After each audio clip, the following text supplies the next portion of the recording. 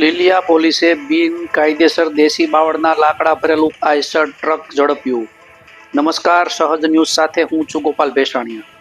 અમરેલી જિલ્લાના લીલિયા વિસ્તારમાં પોલીસે નાઇટ પેટ્રોલિંગ દરમિયાન બિનકાયદેસર રીતે કપાયેલા દેશી બાવળના લાકડા ભરેલું આઈસર ટ્રક ઝડપી પાડી મહત્વની કાર્યવાહી હાથ ધરી છે.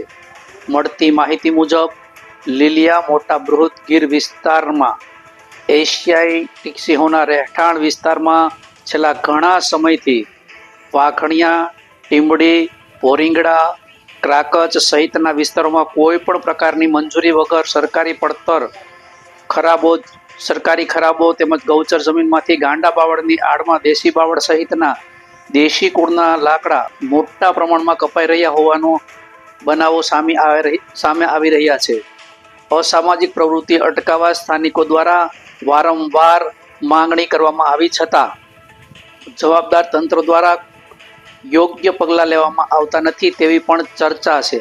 ગત રાત્રિના સમયે પીઆઈ એમડી શાળુકેની સૂચના તથા પીએસઆઈ વાયએમ જાડેજાના માર્ગદર્શન હેઠળ લીલિયા પોલીસ દ્વારા કર્મચારીઓ મહેશ ચૌહાણ, અમીન જુણેજા નાઇટ પેટ્રોલિંગમાં હતા.